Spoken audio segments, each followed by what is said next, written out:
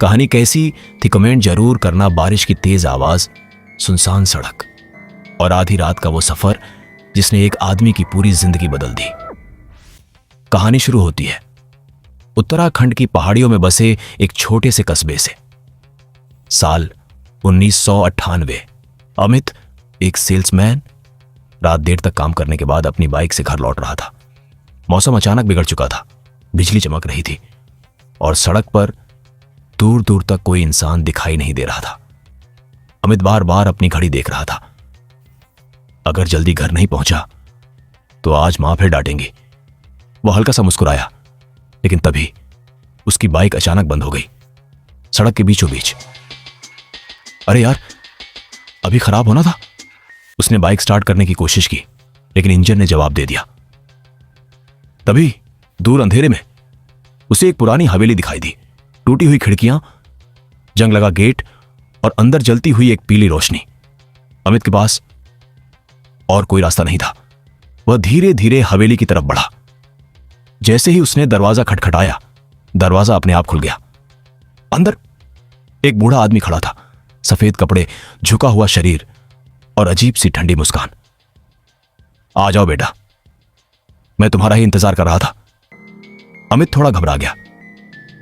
जी, मेरी बाइक खराब हो गई है, क्या मैं रात भर यहां रुक सकता हूं? बूढ़ा आदमी बिना कुछ बोले मुस्कुराया और अंदर आने का इशारा किया।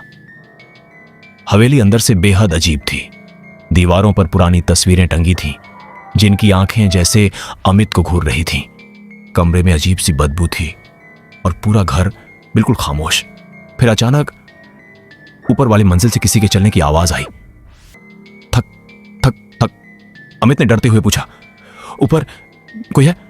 बूढ़ा आदमी कुछ सेकंड तक चुप रहा, फिर धीरे से बोला, मेरा बेटा। उसकी आवाज अचानक भारी हो गई। वो कई साल पहले मर चुका है। अमित के हाथ कांपने लगे।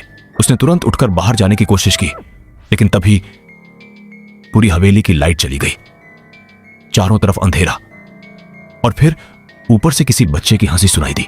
धीरे धीरे सीढ़ियों से कोई नीचे उतर रहा था। थक थक थक। अमित ने मोबाइल की टॉर्च जलाई और जैसे ही रोशनी सीढ़ियों पर पड़ी, उसका खून जम गया।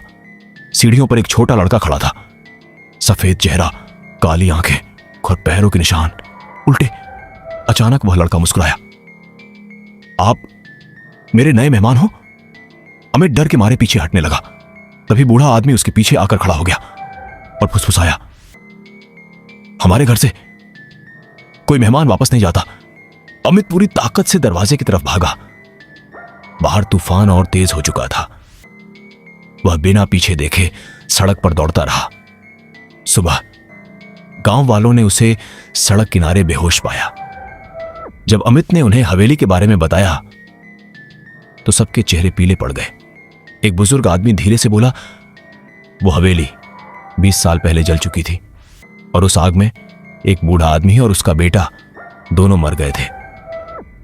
आज भी उस सुनसान सड़क से गुजरने वाले लोग दावा करते हैं कि बारिश वाली रातों में उस जली हुई हवेली में अब भी एक पीली रोशनी जलती दिखाई देती है, जैसे कोई आज भी नए मेहमान का इंतजार कर रहा हो।